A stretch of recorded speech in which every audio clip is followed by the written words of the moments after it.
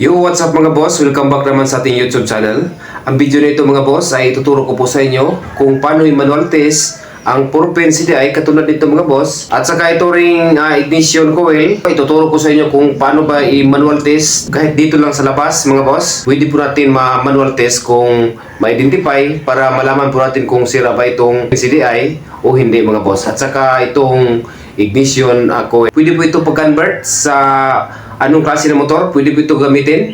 Ito po ang ginagamit po ito sa mga Lipan 110 o ito po ang 4-pin CDI na green po ang sakit. At siyempre, mayroon po tayong battery mga boss. Dahil itong 4-pin sa CDI, ito po ay battery operated mga boss. At mayroon po tayong pulser. So, mayroon tayong ginagawang video na kung paano ba mag-manual test ng pulser. Pero ang pinakasintro po sa ating video mga boss, ito pong 4-pin CDI. Paano i-manual test. Palabasin po natin ang kuryente na kahit dito lang, mapalabas natin ang kuryente. Okay na mga boss. Okay? At bago natin yan sisimulan mga boss, para po sa nakasubscribe na sa ating YouTube channel, maraming salamat po sa inyo sa pagsuporta.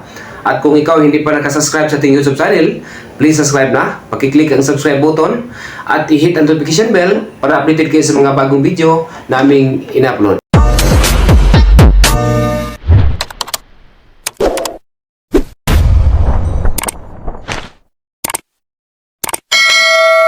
At ito na mga boss, nakahanda na po natin ang ating CDI, ignition coil at saka pulser mga boss. Alamin muna natin kung anong wiring diagram ng ating CDI at bawat pwesto po ng ating paa ng ating CDI mga boss. Dahil ito po ang pinaka-importante mga boss na dapat alam mo ang bawat pwesto po ng ating paa ng ating CDI kung saan ba ito nakatapping mga boss. At huwag kayo pong magbase po sa color coding ng sakit ng CDI mga boss dahil hindi po yan importante mga boss. Ang pinaka-importante na alam mo itong paa ng CDI kung saan ba ang pwesto ay tatapping mga boss. Okay, dito muna tayo sa ating wiring diagram na ating green socket na 4-pin CDI mga boss.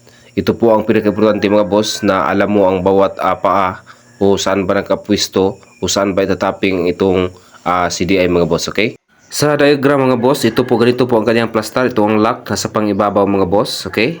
At ito sa right side sa pangibaba ay ito po ang kanyang positive o ECC at sa ang katabi niya, yan po ang negative o ground ng ating CDI mga boss. At sa pangitaas at sa bandang left side, ito po ang kanyang pulser at ang katabi niya sa bandang right side, ito po ang patungo po ito sa ignition coil mga boss, okay?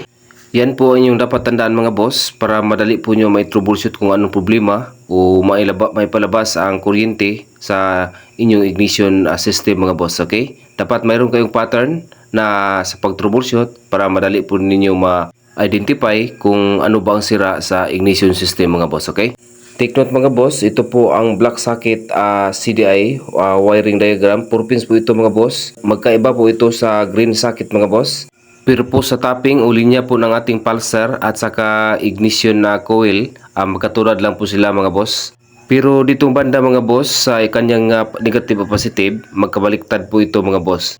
At ito mga boss, tingnan nyo ang kaibahan po ng ating green socket at black socket na CDI mga boss. Okay? Sa green socket CDI mga boss, ito po ang kanyang positive sa right side. Ito po ang ECC. At dito naman sa black socket, magkabaliktad po ito mga boss. Dito po ang kanyang ECC. Sa green socket, ito po ang positive. Ito po ang negative ng ating CDI. So, baliktad po ang kanyang tapping sa positive at negative ng green socket at sa black socket CDI mga boss, okay? Okay, balik na po tayo dito mga boss. Ang ating pong gamitin mga boss, ito po ang green socket mga boss, okay? Ito po ang kanyang socket.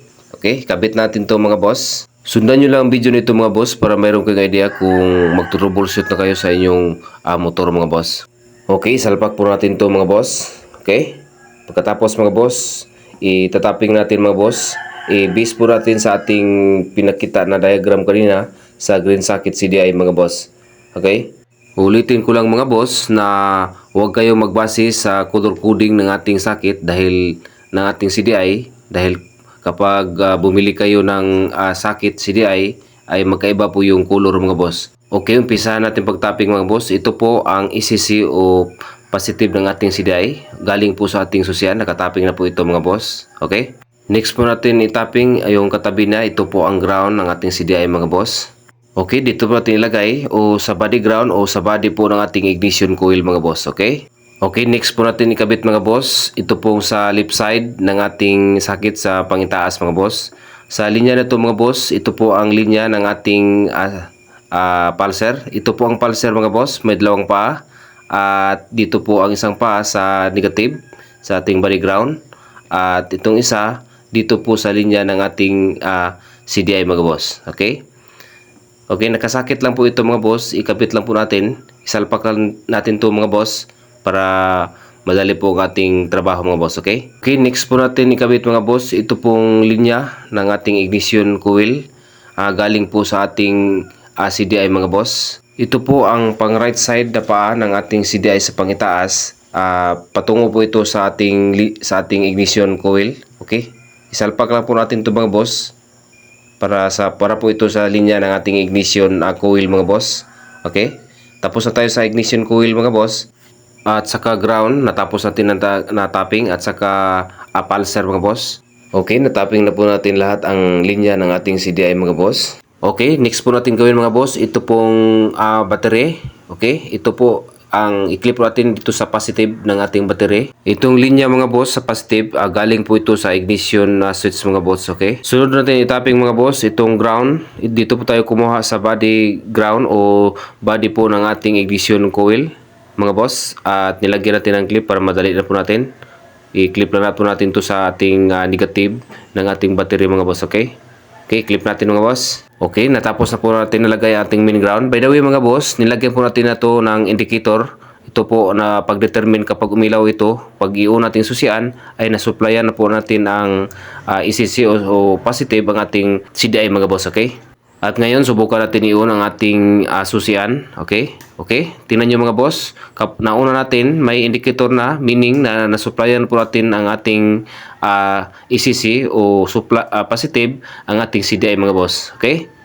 At ngayon mga boss, gumamit po tayo ng test light. Yan po ang pinaka-importante sa pag-wiring. Mayroon kayong test light mga boss. Okay, gamitin natin to para malaman natin kung mayroon bang supply. I-off mo natin tong ating ignition switch mga boss. At ngayon, take note mga boss, kapag positive po ang ating hinahanap, itong clip ng ating test light, i-clip po natin sa ground. Okay, subukan natin kung nag-function ba ang ating test light. Okay, nag-function po mga boss. At ngayon ang CDI naman, ang ating i-testing kung mayroon bang supply ng ating CDI mga boss, okay? Ditong banda ang ating positive ng ating CDI mga boss o ECC. At ngayon, i-testing natin mga boss, nauna natin ang susian, okay? Okay, confirm mga boss, na-supplyan na po ang ating positive ng ating CDI mga boss. Okay, next po natin i-check mga boss kung ito na pong ground, kung mayroon bang ground mga boss ang ating CDI. Pero itong clip ng ating test light, ilipat natin sa positive dahil negative po ang ating hinahanap mga boss, okay? Kapag umilaw ang ating test light, meaning mayroon ng supply na ground ng ating CDI mga boss, okay? Mayroon ng supply mga boss. At ngayon, subukan natin kung mapalabas pa natin ang ating kuryente galing po sa high tension wire ng ating ignition coil patungo po sa ating ground, okay? Sa pag manual test po ng ating CDI, pwede po ninyo actual na magamit po sa inyong motor mga boss, okay? Dahil ito pong ating pulser nasa ilalim po ng flywheel at sa labas lang po ang ating CDI mga boss, okay? Sa pagtesting po nga boss, gumamit po tayo ng test light. Yung clip na ating test light, i-clip po natin sa ating positive ng ating battery. Tapos hanapin nyo ang linya ng ating CDI na patungo po sa kanyang pulser, okay? Tingnan nyo mga boss. At ganito lang po kung paano ito i-testing mga boss.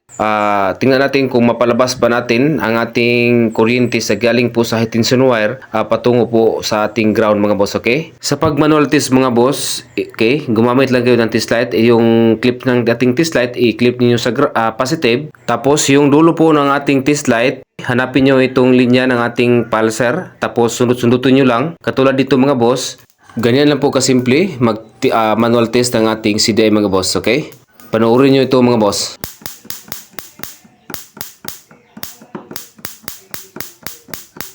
Okay mga boss, napakalakas po na kuryente na galing po sa ating high tension wire na ating ignition coil mga boss. Ganyan lang po kasimple mga boss. I hope mayroon kayong idea na makuha dito mga boss sa pag-troubleshoot niyo kung kayo na mag-DIY o sa inyong customer. Hanggang dito na lang ang ating video mga boss. Maraming salamat sa inyong panonood at God bless. Ingat po sa pag-wiring.